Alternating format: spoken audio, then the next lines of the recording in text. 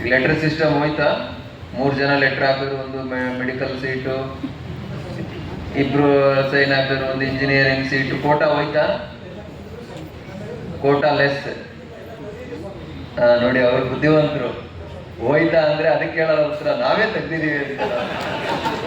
Doctor ಇಲ್ಲ ಇಲ್ಲ ಇಲ್ಲ, ಇದು ಡಿಬೇಟ್ ಅಲ್ಲ, ನಾವು ಹೇಳಿದ್ದನ್ನಷ್ಟೇ ಕೇಳಿಸ್ಕೋಬೋದು.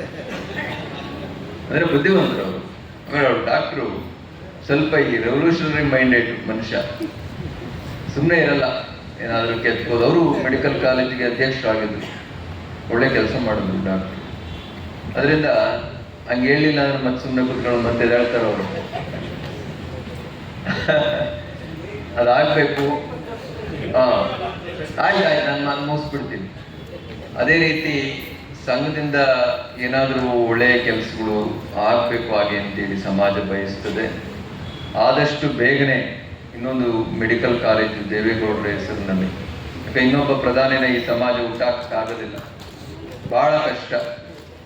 ನಾಡಿಗೆ, ರಾಷ್ಟ್ರಕ್ಕೆ ಮತ್ತು ಅಂತಾರಾಷ್ಟ್ರೀಯ ಮಟ್ಟದಲ್ಲಿ ಒಂದು ಸಣ್ಣ ಕಳಂಕ ಇಲ್ಲದೆ ಸೇವೆ ಮಾಡಿದಂಥ ಯಾವಾದರೂ ಒಬ್ಬ ಪ್ರಧಾನಿ ಈ ದೇಶದಲ್ಲಿ ಇದ್ದರೆ ಅದು ಈ ಮಣ್ಣಿನ ಮಗ ದೇವೇಗೌಡರು. ಅದರಿಂದ ಅವರ ಹೆಸರಲ್ಲಿ ಚಿರಸ್ಥಾಯಿಯಾಗಿ ಉಳಿಯುವಂಥ ಕೆಲಸ ಮಾಡಿ ಹಾಗೆ ಅಂತೇಳಿ ನಾವು ಹೇಳಿದ್ದೇವೆ. ಅವರು ಒಪ್ಕೊಂಡಿದ್ದಾರೆ, ಮಾಡ್ತಾರೆ ಅಂತ.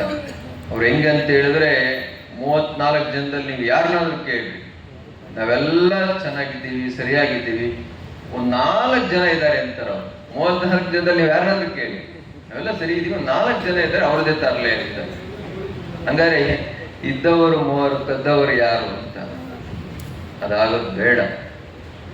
ಶಂಕರಪ್ಪನವರು ಬಹಳಷ್ಟು ಅನುಭವವುಳ್ಳವರು, ಬಹಳ ಬ್ಯುಸಿ ಇದ್ರು ಕೂಡ ನಮ್ಮ ಸಮಾಜಕ್ಕಾಗಿ ಇಲ್ಲಿ ಅವಿರತ ಶ್ರಮಿಸ್ತಾ ಇರುವಂಥ ಹಿರಿಯ ಮುತ್ಸದ್ದಿದ್ರು. ಅವರ ನೇತೃತ್ವದಲ್ಲೇ ಆ ಸಂಘದ ಕಟ್ಟಡ ಉದ್ಘಾಟನೆ ಆಗಬೇಕು ಹಾಗೆ ಅಂತೇಳಿ ನಮ್ಮೆಲ್ಲರ ಅಭಿಲಾಷೆ.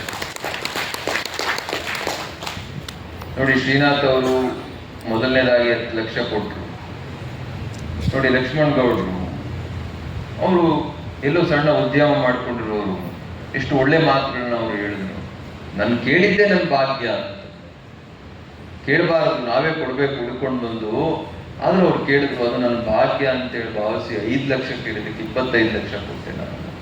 ಗೋವಿಂದರಾಜ್ ಅವರು ಹೇಳ್ತಾ ಇದ್ರು, ಧೈರ್ಯ ಮಾಡಿ ನನ್ನ ಫಂಡಲ್ಲಿ 2 ಕೋಟಿನ ಬಂತ, ಎಲ್ಲ ಬಿಡುಗಡೆ ಆಯ್ತಾ? ನಾನು ಕೇಳಿದೆ, ನಮ್ಮ ಮಠದ ರಸ್ತೆ ಒಂದು 10 ಲಕ್ಷ ಹಾಕಿ, ಅಲ್ಲೂ ಹಾಕಿದ್ರು ಪಾಪ. 2 ಕೋಟಿ ದೊಡ್ಡ ಮೊತ್ತ ಅದು ಒಬ್ಬ MLC ಗೆ, ಯಾಕಂದ್ರೆ ಎಲ್ಲರಿಗೂ ಸಮಾಧಾನ ಮಾಡಬೇಕು. ಆದರೂ ಅವರು ಧೈರ್ಯವಾಗಿ ಒಂದು ಸಂಘಕ್ಕಷ್ಟು ಕೊಡ್ಬೋದಾ, ಒಂದೇ ಸಂಸ್ಥೆಗೆ ಕೊಡ್ಬೋದಾ? ಬೈಯಣ್ಣವ್ರಿಗೆಲ್ಲ ಗೊತ್ತಿರುತ್ತೆ, ಅವರೆಲ್ಲ ಸಂಸ್ಥೆ ಕಟ್ಟಿರೋರು.